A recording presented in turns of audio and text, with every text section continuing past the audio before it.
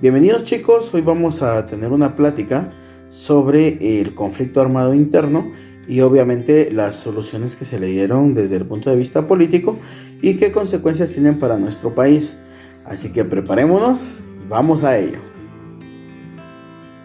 La Guerra Civil de Guatemala, también llamado conflicto armado interno, tras los acuerdos de paz de 1996, fue un largo conflicto bélico librado en este país entre 1960 y 1996, dentro del marco de la Guerra Fría entre el bloque capitalista de los Estados Unidos y el bloque comunista de la Unión Soviética, que causó un gran impacto en este país centroamericano en términos económicos y políticos, y que agudizó la polarización de la sociedad guatemalteca.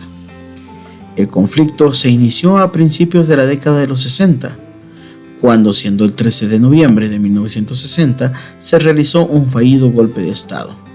Esto con el fin de derrocar a Miguel Ydígoras Fuentes. Dentro de los apoyos internacionales para lograr los acuerdos de paz estuvo la influencia de los Estados Unidos, que estuvo participando desde 1962 hasta 1996. Otros países que vale la pena mencionar que estuvieron al tanto de la situación de Guatemala en este tiempo fueron México, Israel, Argentina, Chile, Sudáfrica, Taiwán y Bélgica. Hablando de los gobiernos que tuvieron una influencia muy fuerte dentro de este conflicto armado interno, podemos hablar del gobierno del general Jorge Ubico, quien a su vez, pues obviamente con relaciones con la United Fruit Company, tomó el poder en 1931, asumió poderes dictatoriales y métodos de espionaje y represión similares a los de Barrios y Estrada Cabrera, y mantuvo una asamblea legislativa títere obediente a sus mandatos. Inteligente, dinámico y temperamental, tenía obsesión por controlar hasta el más mínimo detalle de la vida de Guatemala. Es significativo su impulso a la construcción de obra pública, especialmente carreteras en beneficio a la actividad cafetalera, dominada por inmigrantes alemanes en las Verapaces, en donde había sido jefe político, y por terratenientes guatemaltecos en el resto del país. Para la construcción de carreteras empleó trabajo forzado de indígenas vigilados por el Cuerpo de Ingenieros del Ejército. Canceló las deudas impagables que los jornaleros tenían con los hacendados, suprimiendo así el reglamento de jornaleros impuesto por Justo Rufino Barrios en 1873. Pero para contrarrestar una potencial escasez de mano de obra para las fincas, promulgó el decreto 1996, la Ley de Vagancia, y el decreto 1474, la Ley de Vialidad, las cuales obligaban a todo campesino que no tuviera un mínimo de tierras a trabajar cierta cantidad de días al año de servicio de un hacendado.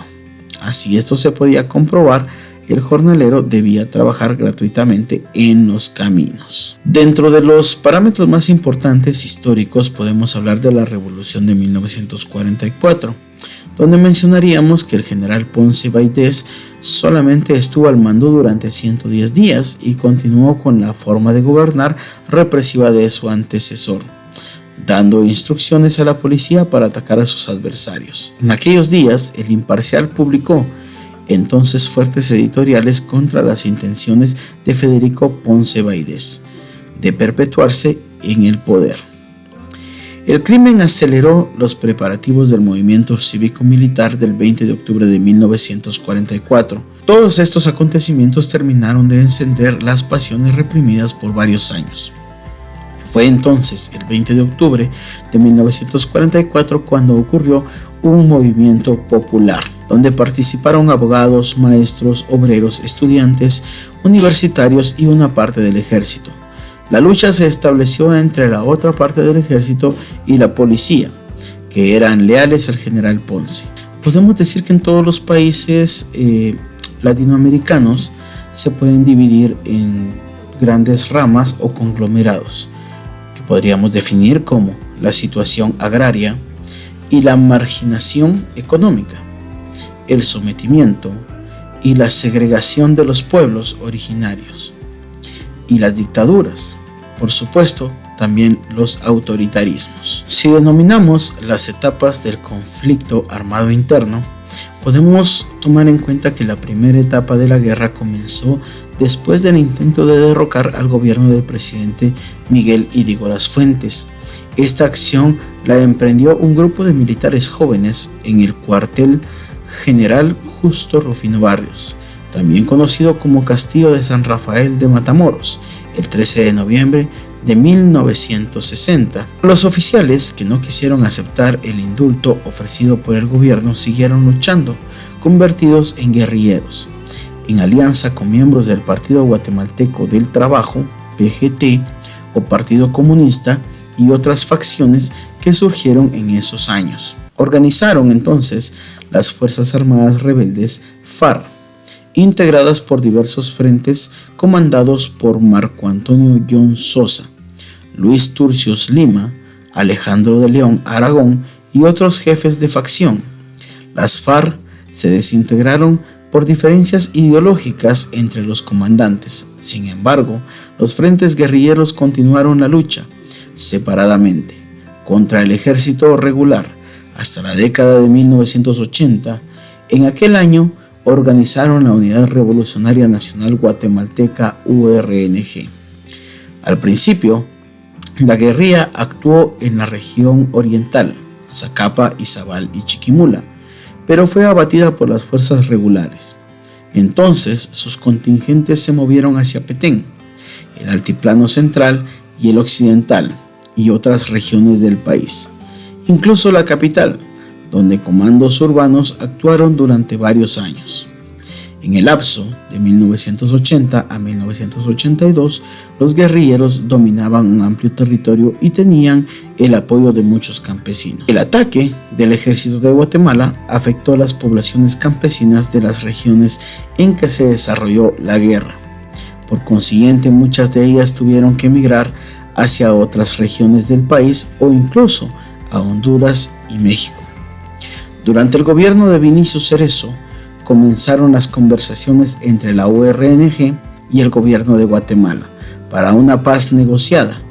El 29 de diciembre de 1996, durante el gobierno de Álvaro Arzú, después de muchas reuniones y convenios y con la intervención de la Organización de las Naciones Unidas, ONU, se firmaron los acuerdos de paz. De acuerdo con un informe de la Comisión del Esclarecimiento Histórico, publicado en 1999 bajo el respaldo de la Organización de Naciones Unidas, precisó que el ejército de Guatemala cometió un total de 626 masacres contra comunidades de campesinos durante la guerra. A la guerrilla guatemalteca se le atribuyen 32. En otras palabras, de acuerdo con la misma fuente, entre el 90 y 94% de las masacres registradas durante el conflicto armado interno fueron cometidas por el Estado de Guatemala. Sin embargo, a pesar de todas las consecuencias que podemos decir que dejó el conflicto armado interno, también nos dejó algunos beneficios, como por ejemplo la salvedad de que ahora ya hay más derechos constitucionales que defienden a los pueblos indígenas y otras condiciones que nos permiten a nosotros tener acceso a una economía en teoría más estable. Dentro de las consecuencias de los conflictos que se dieron dentro de Guatemala, nosotros podemos destacar la cantidad de fallecimientos y personas perdidas que quedaron al final. Lamentablemente, como en toda guerra, pues hay consecuencias fatales dentro de la población. Sin embargo, es bueno recordar para no volver a cometer los mismos errores. Y recordemos que Guatemala debe ser libre, independiente y soberana. Recordando, obviamente, este triste momento, también recordamos el momento feliz en que se firmaron los acuerdos de paz, que hasta hoy en día permanecen activos.